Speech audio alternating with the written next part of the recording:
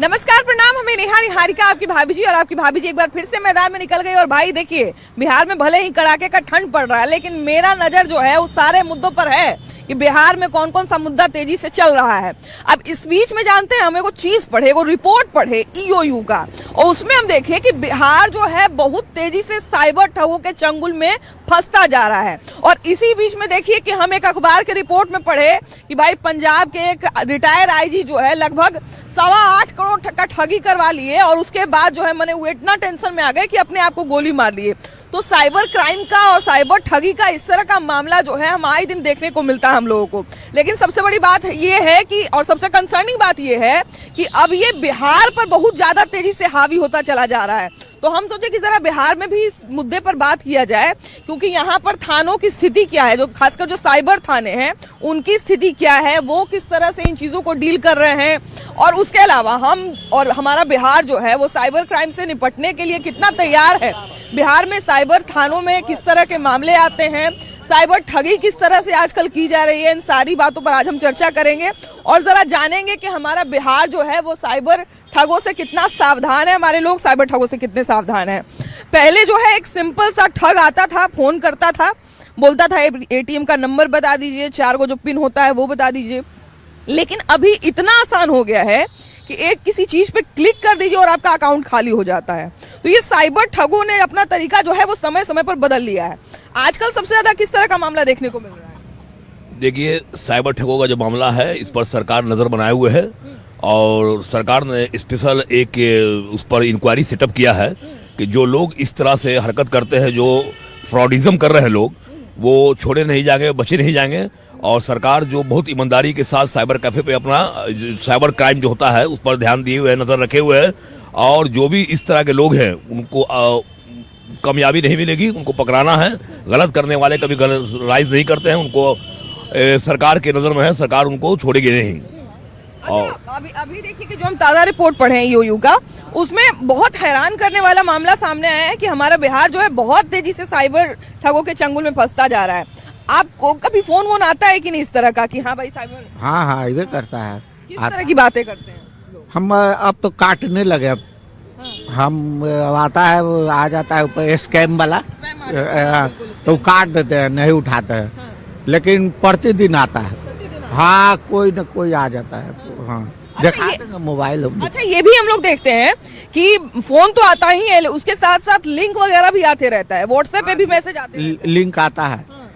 तो हम वो लिंक के छूबे नहीं करते हैं, सीधे एकदम गायब कर दो। अभी तो है कि सीधा, अभी तो इतना आसान हो गया है कि आप बीच में देख रहे होंगे कि शादी के सीजन में एक इनविटेशन आता है, और जैसे ही आप इनविटेशन डाउनलोड करते हैं एक अनजान नंबर से, आपका अकाउंट खाली हो जाता है। तो एक तरह से कहा जाए ना कि अब बुद्धि भी बदल रहा है, धीरे धीरे साइबर ठगों का बुद्धि भी बदल रहा है। आजकल क्या हथकंडा अपनाते हैं साइबर ठग? अगर फोन करते हैं तो क्या कहते हैं?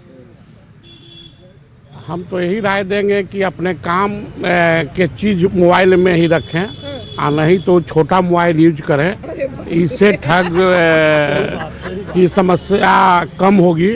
बड़े मोबाइल में ज़्यादा होते हैं, और वो रील देखने से, और किसी का वो देखते हैं कि अच्छा चीज़ आ गया, लाओ इसको क्लिक करें, उसी में आदमी ज़्यादा फंस रहे हैं। अच्छा, आज का एक अखबार में खबर पढ़े कि नहीं कि पूर्व आईजी जो है पंजाब के, अच्छा बहुत दुखद समाचार है। अच्छा, एक बात बताइए भैया कि मान लिया जाए कि हम लोग कहते हैं कि ठगा गया बुड़बक आदमी है, लेकिन इतने पढ़े लिखे आदमी इस चीज के चपेट में कैसे आ जाए? नहीं, इसमें बुड़बक आदमी, होशियार आदमी की बात नहीं है। इसमें सबसे ज्यादा ठगा रहे हैं जो पढ़े लिखे व्यक्ति ठगा रहे हैं। ऐसा क्यों हो रहा है? लेकिन आखिर क्या ऐसी मनोस्थिति वो लोग बना देते हैं कि एक पढ़ा लिखा आदमी, जो समझिए कि आईजी रहे हैं, कितने समय तक उन्होंने रिटायर रहे हैं, कितने समय तक उन्होंने कितने बड़े जनसंख्या की रक्षा की होगी, और रक्षा किए हैं, लेकिन आदमी नर्वस हो जाता है उस घड़ी। दूसरी बात है कि देखिए, पढ़े लिखे व्यक्ति ही को ज़्यादा पैसा चाहिए, और पैसा के लोभ में या किसी तरह के मतलब क्लिक जब करते हैं तो उनको डाटा सारा उनके पास चला जाता है, और हम लोग समझते हैं कि फ़ोन है जो मेरा ऑफ है और वो चालू रहता है। कुछ ऐसा काम करते रहते होंगे या चाहे किए होंगे पूर्व में, उस सारी जानकारी उसके पास चला जाता है, और उसी जानकारी से उनको ब्लैकमेलिंग करता है। जो मोबाइल के कारण ये सब हो रहा है, जो स्मार्टफोन आ गया है, इसके कारण बहुत सारा ऐप है, उससे हमारा फोटो किसी और के साथ, किसी और का फोटो किसी और के साथ, ये तो चाहिए ऊपर में सरकार को चाहिए इस पे ध्यान देना। अच्छा, एक सरकार का आपने नाम लिया तो एक और सवाल हम पूछ ही लेते हैं। क्या हमारा बिहार में बहुत सारा साइबर थाना बना, बहुत कुछ हुआ, हमारा साइबर थाना क्या इस तरह के तरीकों से निपटने के लिए तैयार है? क्योंकि अब वो सिंपल साइबर क्राइम नहीं होता है, अब साइबर क्राइम का भी तरीका धीरे धीरे बदल गया है। तो क्या हमारा थाना भी उस हिसाब से डेवलप हो रहा है? थाना नहीं ना, मेन तो सरकार को इस पे चाहिए ना। थाना तो क्या है, थाना तो मिला हुआ है हर मोहल्ले टोले का, इस तरह का व्यवस्था चाहिए सरकार को न करना। जी जी भैया, उस तरह के थाना अभी अप टू डेट नहीं हुआ है पूरे हिंदुस्तान में। जब पूरे ये ठगी यहीं से नहीं ना हो रहा है, बहुत जब विदेश से भी हो रहा है, कहीं का पैसा कहीं चला जा रहा है, आदमी को पता नहीं चल पा रहा है। मतलब हर संभव स्थिति में जो है वो सावधान किया जा रहा है, लेकिन बावजूद इसके पढ़े लिखे लोग भी इसके चपेट में आ जाते हैं। आखिर ऐसा क्या सिचुएशन आ जाता है कि पढ़े लिखे लोग भी इसमें पड़ जाते हैं? देखिए, गलतफहमी तो होता ही है ना। जब कुछ चीज़ का ठीक है, अच्छा ही होता है तो बुराई भी होता है, साथ साथ घूमता है। तो जब आईटी में कुछ भी चीज़ नया डेवलपमेंट होता है तो माने उस तरह के जो साइबर्स के क्राइम जो करते हैं उन लोग भी एक्टिव रहते हैं, तो उन लोग रोज़ नया उन लोग भी करते हैं। उसके लिए सरकार हमेशा सशक्त रहता है। अभी आप मोबाइल में देख लीजिए कि अब किसी का फ़ोन आता है तो सीधे दिख जाता है स्पैम और या फिर नाम से दिखता है। तो सरकार जो है हमेशा इसके पीछे लगा रहता है और काम भी कर रही है। कई ऐसा चीज़ में आप देखेंगे कि माने साइबर क्राइम हुआ और पकड़ा गया, तो एक्टिव है तभी तो पकड़ पाया है, ऐसा तो है नहीं।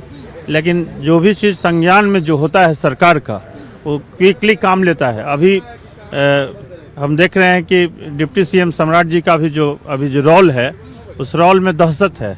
दहशत इस बात से है कि कोई भी बड़ा हो, कोई भी छोटा है, अगर अपराध करता है तो बच नहीं सकता है। तो आपको कहेगा कि अच्छा शायद गलती से आ गया होगा, आपके नंबर पे एक ओटीपी जाएगा, इसको कैंसिल कर दीजिए। अब नॉर्मल एक इंसान है, वो तो कहेगा ना कि हाँ हम सामान नहीं जब मंगवाए हैं तो क्या दिक्कत है, कैंसिल करवा देते हैं। उस ओटीपी से अकाउंट हैक हो जाता है। मतलब नया तरीका लोग जो है वो ढूंढ रहे हैं। अब भैया ने कहा कि हम लोग जो है वो पूरी तरीके से तैयार है। आपको क्या लगता है, हमारा थाना पूरी तरीके से तैयार है? साइबर ठग जो है अपना तरीका हमेशा बदलता है। कभी से पहले हाँ, जैसे पहले एटीएम नंबर सब पूछता था, कभी अकाउंट नंबर पूछता था। अब है कि मोबाइल पर कॉल आता है, अब पता नहीं चल पाता है कि फ्रॉड का है कि अच्छी वाला है, सही है। मान लिया कोई रिसीव कर लिया, पूछते गया, बता दिया, तो उसका बाद में मालूम होता है कि अकाउंट खाली हो गया। सरकार कड़ा कानून नहीं बना रहा है। साइबर ठगी जो करता है, मान लिया पकड़ाया तो 2-4 महीना में बेल हो जाता है, तो वैसा कड़ा कानून बनाना पड़ेगा। हाँ, झारखंड में जामताड़ा है, उसके विषय में हम लोगों ने सुना है ना कि वहाँ पे बच्चा भी साइबर ठगी कर लेता है। तो वही ना कर रहे हैं, कड़ा कानून बनाना पड़ेगा। आई जो साइबर थाना ये सब है ना, ये सब कुछ करता उड़ता नहीं है। एगो बेली रोड में, पटना के बेली रोड में साइबर थाना है, उसका डीएसपी हम कई बार 2-3 बार मिले, कोई रिस्पॉन्स नहीं देता है। आप सीधे कहता है कि लिख कर दे दी। इस तरह की ठगी का शिकार आप या आपके मित्र कोई है? बड़े भाई का 2 लाख रुपया आज से लगता है 5-6 महीना पहले निकाल लिया गया था। कम हाँ तो कहा जाए कि इकाई है, वो अपने आप को अपडेट नहीं करा, उसमें लोग अपडेट नहीं अप टू डेट नहीं हो रहा है। वो आम आदमी के लिए कुछ नहीं बदला, खासी आदमी के लिए थाना है। अगर आपका पैसा अगर साइबर क्राइम हो जाता है तो जाइएगा तो आपका कोई मतलब नहीं निकलता, वो सिर्फ दौड़ते ही रह जाइएगा, और जो रिक्शा भाड़ा, तेल भाड़ा वो अलग जाएगा। आदमी सोचता है कि अब मेरा जो गया सो गया, अब जो बचा हुआ है उसको क्या हम बर्बाद। आम आदमी के लिए कोई रूल रेगुलेशन नहीं है, वो खास आदमी के लिए ही है। बिहार में बहुत तेजी से साइबर क्राइम बढ़ रहा है। क्या उन सारे क्राइम से निपटने के लिए या उसको रोकने के लिए या उसको 20% भी कम करने के लिए हम लोग बिहार में तैयार हैं? हम लोग तो तैयार है। आम जनता क्या करेगी, जितना लड़ सकती है लड़ते ही अपने पैसे के लिए, लेकिन खास आदमी के लिए थाना और साइबर अपराध लोग कर रहा है। थाना में जाइए, खास आदमी का ही सुना जाता है, आम आदमी का सुना नहीं जाता है। कहीं न कहीं इसमें आजी साहब की भी गलती है। आजकल लोग डबल ट्रिपल फायदे के चक्कर में, बिजनेस के चक्कर में लॉस कर बैठता है, जो कि अंदर इनको पता भी नहीं चला, और उन्होंने अपने 8-8.5 करोड़ जो भी हो वो अपने गंवा दिए, और ऊपर से अपनी जान को भी, क्योंकि जिनसे भी वो पैसे लिए होंगे वो उन पे दबाव दिए होंगे, भाई मुझे पैसे वापस चाहिए, और उन्होंने फायदे के चक्कर में वो अपना ये कर दिए। अगली बार ये वीडियो कॉल वाला स्कैम ये चला था, इसमें तो कितने लोग मतलब कितने युवा कितने बुजुर्ग इसमें पड़ गए थे और ठगा गए थे। तो मतलब ये हम लोग बातचीत हंस हंस के कर रहे हैं, हास्यास्पद लग रहा है, लेकिन ये वास्तव में एक बहुत ही गंभीर मामला है कि नहीं? साइबर क्राइम के चक्कर में पड़ के अगर कोई इतना पीड़ित हो जा रहा है कि वो सुसाइड कर ले रहा है, तो ये तो बहुत कंसर्निंग। देखिए मैडम, एक कहावत है कि लालची के नगरी में ठग भूखा नहीं मरता। इतना वो लोग प्रलोभन देता है मैडम कि बड़े बड़े लोग, एक्स जज, हमारे बार काउंसिल के चेयरमैन है रामाकांत शर्मा बिहार के, उनके फोन पे आया कि आपका लड़का महाराष्ट्र से कि कोई क्राइम कर दिया है, कोई दफा बताया, अगर आप हाँ मैनेज कर दीजिएगा। इलेक्शन कैंपेन के बाद वोट हुआ था, हम हाई कोर्ट में एडवोकेट हैं, तो वो अपने मुंशी से कहे कि 57,000 मांग रहा है जी, दे दीजिए। तो वहाँ वो हाई लेवल को ही टच करता है। एक कहावत है कि no mind is good mind. कम दिमाग वाला आदमी तो छोटा छोटा मोबाइल यूज करता है, बहुत ज़्यादा जानकारी नहीं है, वो फोन भी उतना टेक्निकल में नहीं जाएगा। जैसे ही आपको आएगा, कई बार हम लोग को फोन आया, आप जैसे कह रही थी कि 7 करोड़ आ गया, तो हम कहते हैं कि हमको मिल गया। अब आगे उसको क्या कहना, हम कहने कि हम तो मिल गया भाई, कैश आ गया है, अब जा रहे हैं गाड़ी उड़ी खरीदने जा रहे हैं। अच्छा, इस तरह का मामला तो बहुत देखने को मिलता होगा मैडम। थाना सबसे प्रशासन सबसे बड़ा जिम्मेदार है। एक छोटा सा कांड हुआ था दूसरा मैटर का, हमारे लड़का का मित्र का कोई बैग चोरी हो गया था ऑफिस से, कोचिंग से, तो बेचारा चुपचाप गया गर्दनीबाग थाना में, 6 घंटा रहा थाना, कभी ये लिखो सनहा लिखो, इसको फाड़ो, ये लिखो। जब 5 घंटा हो गया तो हमको फ़ोन किया कि पापा गर्दनीबाग थाना तो FIR नहीं ले रहा है। हम जब गए, हम अपना हाई कोर्ट का परिचय दिए, तो कि नहीं सर ऐसा बात नहीं है। तो हम कहे कौन तुमको तंग करता था? सारे लोग कुछ ना कुछ ये लिखो वो लिखो, मैंने हेल्पिंग नेचर, थाना नौकरशाह पब्लिक का सर्वेंट कहा जाता है। तो बिहार की एक रिपोर्ट ने जो है वो बहुत सबको चौंका दिया होगा, और अभी देखिए कि लगातार गृह मंत्रालय कह रहा है कि हम क्राइम पे जो है वो पाबंदी लगा रहे हैं, लेकिन दूसरी तरफ क्राइम का एक और जो स्वरूप है, जो नया स्वरूप है, आधुनिक स्वरूप जो है वो साइबर क्राइम है कि नहीं? अपराधी जब दिखता है तो उसको पकड़ना आसान रहता है, लेकिन आजकल मोबाइल के पीछे से अपराध हो जाता है, आपके मोबाइल से लाखों लाख रुपया चला जाता है। अभी देखिए कि आज के अखबार में देख रहे थे कि एक IG सुसाइड कर लिए, मैंने अपने आप को गोली तक मार लिए साइबर क्राइम के चक्कर में। तो इतना तेजी से बिहार में बढ़ रहा है, बिहार के थानों में साइबर क्राइम के लिए व्यवस्था है? अब बिहार में जो भी थाना है उसमें साइबर के लिए व्यवस्था है। लोगों को उसके लिए एक नंबर है 139, उस पर सूचना दीजिएगा तो उस पर कार्रवाई होगी। अभी जो NDA सरकार के नेतृत्व में जो भी हो रहा है कार्यक्रम, इसमें साइबर क्राइम को रोकने के लिए सरकार का बहुत ही महत्वपूर्ण कदम उठाया जा रहा है। इस पर सरकार लगभग सक्षम है। अच्छा, आमतौर पे तो देखिए कि साइबर क्राइम जब हो जाता है तो बहुत मुश्किल लगता है कि हमारा पैसा जो चला गया वो वापस आएगा कि नहीं। अभी बिहार में एक रिपोर्ट आया है EOU का, जिसमें दिखे हम लोग कि साइबर क्राइम के चंगुल में बिहार बुरी तरीके से फंस रहा है। और जैसा कि हम बार बार बोल रहे हैं कि जब अपराधी दिखता है तो उसको पकड़ना आसान रहता है, लेकिन जो अपराधी दिखता ही नहीं है उसको कैसे पकड़ा जाए? अगर हमारे साथ अभी की स्थिति में मान लीजिए साइबर क्राइम हो जाता है, तो क्या साइबर थानों में, बिहार के साइबर थानों में इतनी व्यवस्था है कि उसको पकड़ सके अपराधी को? नहीं, सरकार का परिवर्तन है यहाँ, और जिस प्रकार से सम्राट चौधरी जी ने आश्वासन बिहार को दिया है, उससे साइबर क्राइम हो चाहे किसी प्रकार का क्राइम हो, इससे बिहार में कोई बचने वाला नहीं है।